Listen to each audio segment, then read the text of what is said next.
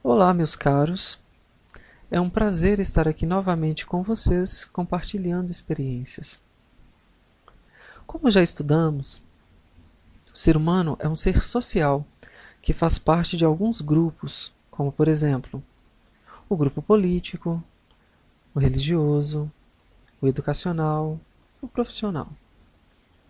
Cada um é, de certa forma, livre para escolher os grupos com os quais tenha mais afinidade ou empatia.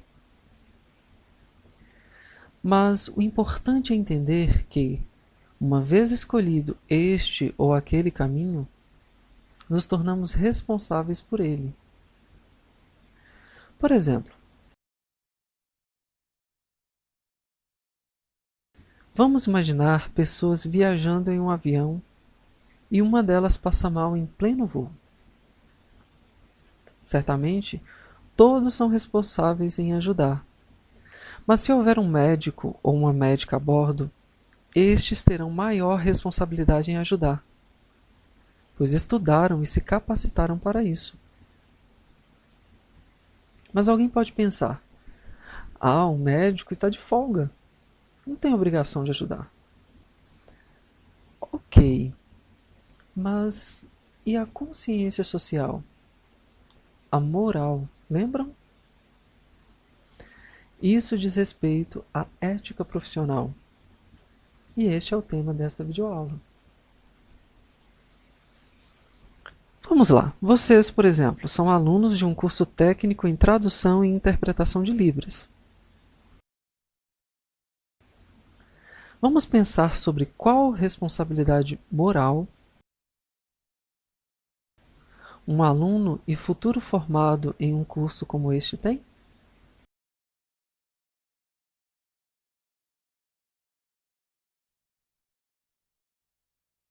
No material didático desta disciplina, Quadros analisa alguns preceitos éticos, aos quais o profissional tradutor-intérprete de língua de sinais deve se atentar.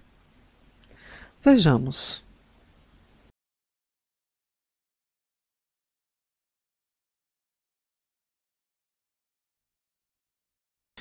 Bom, a confiabilidade diz respeito ao sigilo profissional. Em sua atuação, às vezes, o tradutor-intérprete lida com informações confidenciais que não devem ser divulgadas, pois isso é antiético. A imparcialidade refere-se à neutralidade da tradução ou da interpretação. Ou seja, o profissional TIUSP. Vejam.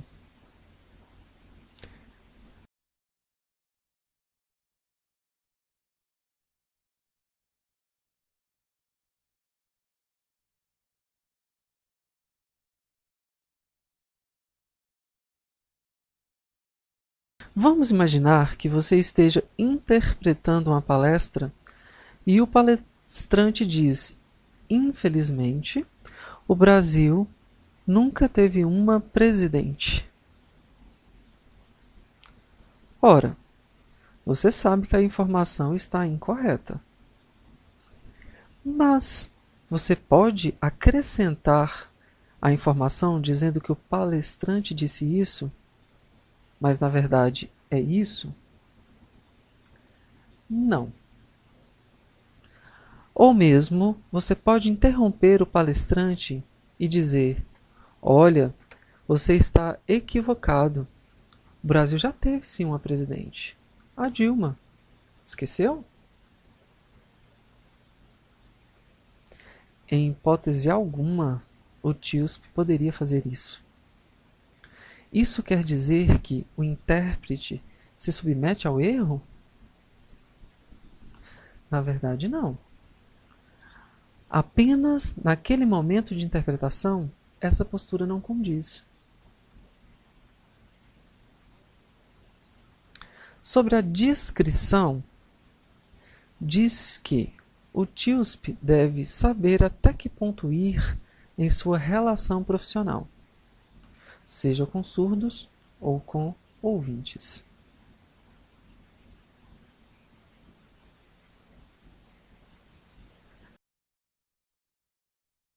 Quanto à distância entre vida profissional e pessoal, tentar manter o equilíbrio.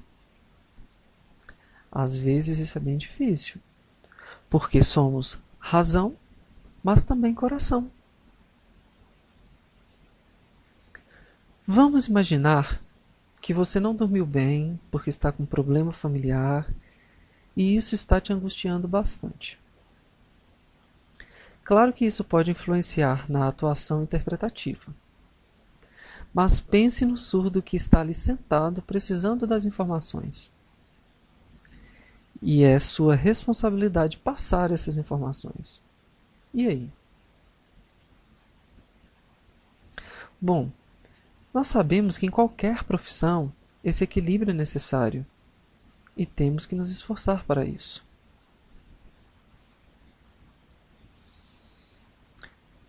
A letra E dos preceitos éticos dos TIUSP diz respeito à fidelidade da tradução e interpretação.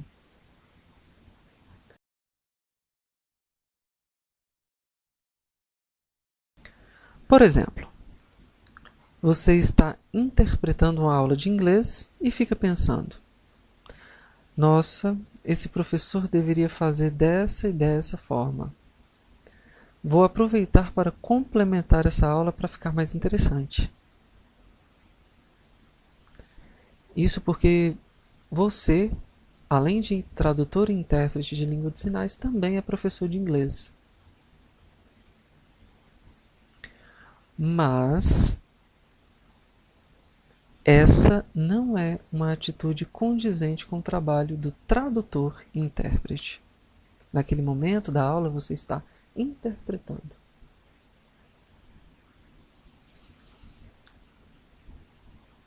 Então, temos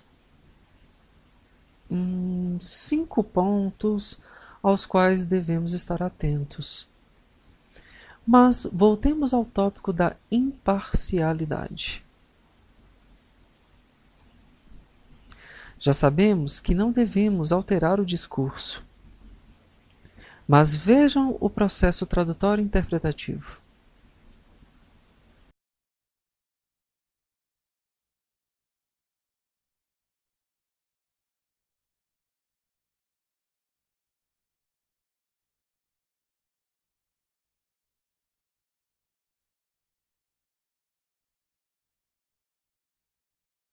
Como o intérprete vai desaparecer no momento da tradução e interpretação? Sua história, suas experiências, tudo isso sumir? Impossível. Portanto, dizemos que não existe tradução e interpretação 100% isenta da influência do TIUSP. Mas atenção!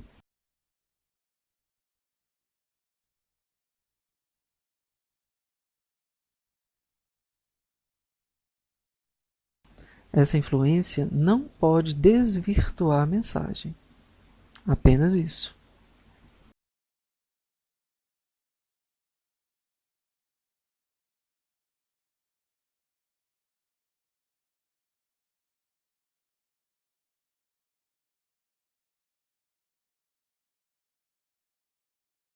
Agora vamos a 2 questões práticas, no que diz respeito à ética do tradutor e intérprete de língua de sinais.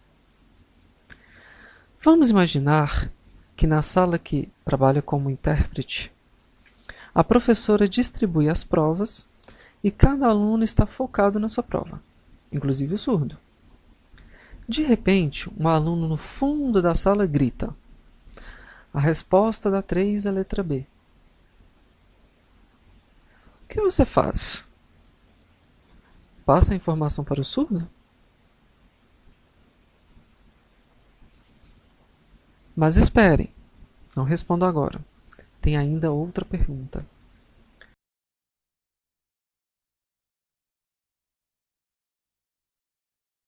Vamos supor que no final da aula o surdo confidencia a você, intérprete, que está usando drogas e pede segredo.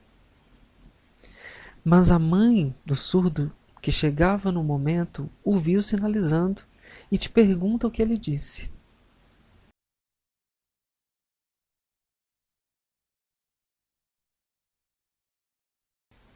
O que você faz?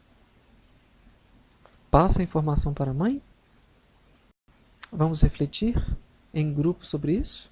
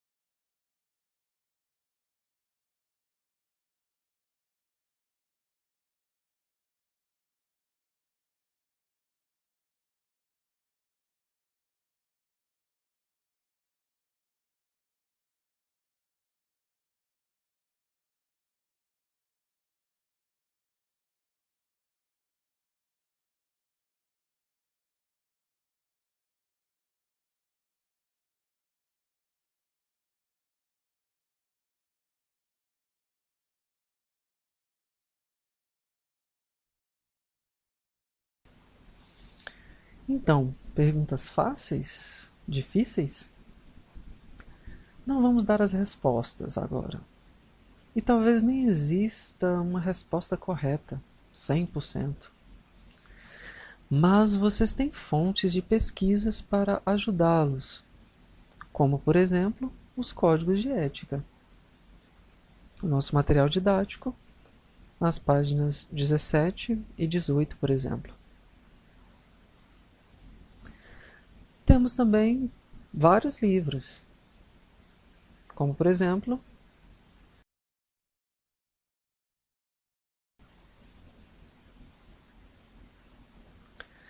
nós somos profissionais, portanto, precisamos pesquisar, ter contato e trocar experiências com profissionais com mais experiência do que nós, para que possamos sempre mais aprimorar nossos conhecimentos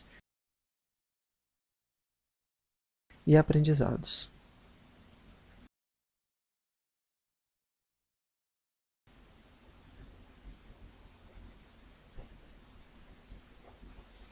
Olá pessoal, estamos aqui com o professor e TIUSP Maílson Matos, que veio partilhar sua experiência e atuação na área. Portanto, vamos aproveitar e tirar algumas dúvidas com ele. Olá, Maílson. É um prazer recebê-lo aqui no SEAD do IFNMG, neste curso tão importante para a difusão da cultura surda e língua brasileira de sinais. Prazer é meu em estar aqui junto com vocês, né? Em primeiro lugar, gostaria de agradecer toda a equipe do SEAD pelo convite e acredito que juntos, né, neste momento, poderemos partilhar um pouco da minha experiência e acredito que vai ser bem bacana e vai servir para o aprendizado também de vocês, alunos do curso técnico em tradução e interpretação de língua brasileira de sinais. Nós é que agradecemos, Maílson, a sua presença aqui. Será bem proveitosa. Maílson, para começar, conte um pouco de sua experiência pessoal e profissional da área de Libras, por gentileza. No período de 10 a 11 anos de idade, eu vindo para o estado de Minas Gerais, né, acabo descobrindo que eu tenho um primo surdo e através dessa descoberta me desperta a vontade de aprender a língua de sinais. Talvez por não, né, me conformar com a situação de eu ser ouvinte e ele ser surdo e nós não temos um meio de comunicação para poder compreendê-lo. Eu volto para São Paulo, que seria o local onde eu estava residindo na época, e eu descubro que próximo da minha casa existe uma escola só para surdos, que anteriormente, né, eu não fazia ideia do que seria essa temática, surdo, libras, comunicação, intérprete. Né? A partir desse momento eu começo a descobrir que os surdos eles estão em diversos setores da sociedade onde eu acabava frequentando. Um dos setores mais visíveis e mais frequentes seria a igreja no ambiente religioso, onde eu acredito que a maioria dos intérpretes nasce nesses ambientes, né, e dão o seu processo inicial de formação. Nesse período eu começo a despertar então e ter o interesse em aprender a língua de sinais. Foi nessa escola bilíngue, que é o Instituto Santa Terezinha, em São Paulo, que eu iniciei a minha formação. Acredito eu que bem proveitosa por ser um ambiente bilíngue, onde tem muitos surdos envolvidos, né? E aí vamos falar que foi meu passo inicial, né? Iniciei um curso de Libras ainda muito, né, pequeno. Eu acredito que isso foi um pouquinho, vamos falar assim, gratificante e ao mesmo tempo proveitoso, né? Apesar que muitas das pessoas não entendiam o que eu estava fazendo ali com tão pouca idade. Mas foi o momento ideal da minha vida, aonde eu consegui desenvolver a língua de sinais. Nesse período eu me despertei para o aprendizado, né? E quando eu chegava na igreja, que eu percebia que aqueles surdos, né, todos estavam ali, porém não tinham a interpretação, me desperta um segundo momento, uma segunda vontade, que seria interpretar o culto para eles e fazê-los compreender da mesma forma que eu estava ali compreendendo. E aí, com muito pouco conhecimento ainda na língua de sinais, me propus, né, a contribuir com aqueles 5 ou 6 surdos que frequentavam a mesma religião que a minha, e a partir desse momento nós começamos a fazer uma troca Tanto eu contribuía para eles compreender o que estava acontecendo, quanto eles me davam em troca o aprendizado, né? A experiência em estar partilhando daqueles conhecimentos. A partir desse momento, eu comecei aos 16 anos a atuar como vendedor e muitas das vezes eu não estava satisfeito com aquela situação, até porque eu estava investindo em uma área e atuando em outra. Mas eu acredito que foi o caminho ideal para eu chegar onde eu estou hoje. Um pouco depois, eu frequentando um evento que nós tivemos no Hospital das Clínicas, eu acabo caindo num setor de reabilitação para surdos e ali recebi o meu primeiro convite, que era para atuar como tradutor-intérprete, estagiário, né, mas para acompanhar os surdos nos diversos atendimentos, fonoaudiólogo, no psicólogo e assim por diante. Ali foi uma oportunidade que surgiu, foi muito proveitoso, fiquei como estagiário no Hospital das Clínicas durante 1 ano. Esse estágio me trouxe grande conhecimento na parte clínica, que é onde assim, eu sempre fui muito, como que eu posso falar, focado, né? De saber que os surdos eles têm o seu potencial, só precisa então de um apoio, de um trabalho de qualidade que possa levá-los a esse desenvolvimento. Com 18 anos, eu iniciei o curso de Letras Libras no estado do Paraná, Maringá, e tive o contato com outra comunidade surda, que também foi muito boa, adquiri uma experiência fantástica. Hoje eu tenho aproximadamente 12 anos de tradutor e intérprete, tanto na parte voluntária quanto na parte profissional. Tenho uma formação de Letras Libras, como eu já citei, sou também especialista na área de educação de surdos, e possuo o ProLibras 2013, né, com a temática de tradução e interpretação, e agora 2016 como professor de língua brasileira de sinais. Sou professor hoje no Instituto Federal do Mato Grosso, aonde desenvolvemos vários projetos na área da tradução e também da formação para docentes.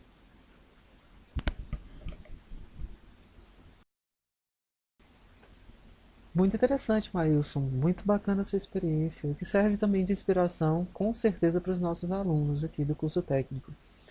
Bom, e falando nos nossos alunos, em sua maioria, eles estão ingressando agora nessa área profissional. Então, qual conselho você daria para eles neste momento?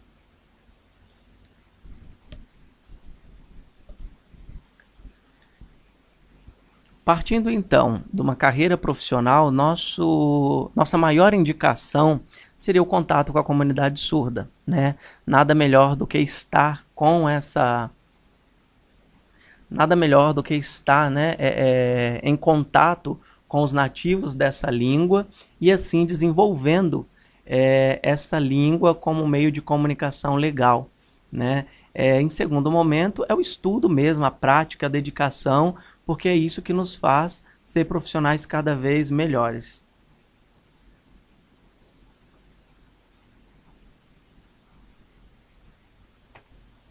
Certo.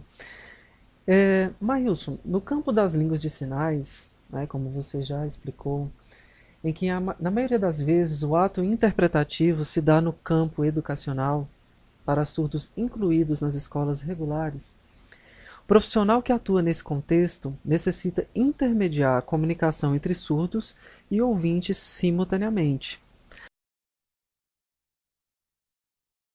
além de interpretar os conteúdos de todas as disciplinas, química, matemática, inglês, todas.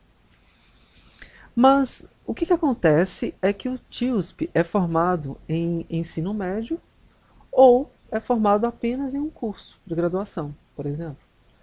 Como lidar com essa situação? Temos algumas discussões no Brasil com essa temática. Acredito que a mesma faz-se necessário para o desenvolvimento tanto da educação dos surdos, quanto também o desenvolvimento profissional dos tradutores e intérpretes de língua de sinais. Primeiramente, eu acredito que seja uma dificuldade, né, mútua para todos nós, tradutores e intérpretes, uma vez que o que você acaba de citar é uma barreira que nós encontramos na nossa atuação profissional. O ideal nós sabemos, né, que seria ter um profissional para cada área, porém ainda no momento não é possível ter essa atuação. Eu acredito que o intérprete, como uma única pessoa que atua em diversos campos tradutórios, ele tem que estar a todo momento se capacitando, né, fazendo vários cursos, até mesmo a formação continuada. Nós sabemos que hoje a formação do tradutor intérprete de Libras, ela não está totalmente, né, concluída. Nós temos uma lei que explica uma formação e nós temos a necessidade de uma outra atuação, vamos falar assim, né? Igual você falou, hoje a formação do tradutor-intérprete, sabemos que é o Letras Libras na modalidade bacharel. Porém, ainda não conseguimos ter esse todo desse profissional com essa formação para que toda a demanda seja suprida.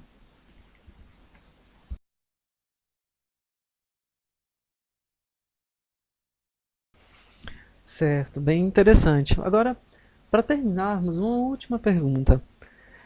O tradutor e intérprete de língua de sinais, aqui no caso do Brasil, a Libras, né? Ele é responsável pelo que traduz e interpreta ou está apenas prestando um serviço e, portanto, não tem vínculo com as informações que passa? Como que você vê isso? Eu acredito que o tradutor e intérprete de Libras ele tem que ter um certo comprometimento, né, no seu ato de estar naquele momento atuando naquele campo. E o que a gente sempre traz em discussão é a importância desse intérprete se colocar, né, no que ele tem como potencial e capacidade de desenvolver. Eu acredito que o intérprete ele é responsável sim pelos seus atos tradutórios e interpretativos, porém o que está sendo passado de fato é do palestrante, né? Ele só vai ter que se ater entre essa intermediação, fazer escolhas lexicais de maneira correta para que o conteúdo, o tema proposto naquele debate, naquela discussão, chegue aos surdos de maneira clara e objetiva.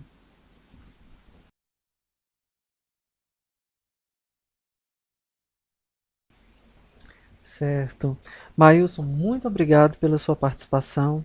Foi bastante esclarecedora. Tá? Os alunos também aproveitem desse momento com intérpretes, professores de língua de sinais experientes. Essa interação é muito importante. E, aos alunos, nos encontramos no nosso fórum de discussão da unidade 3. Até mais.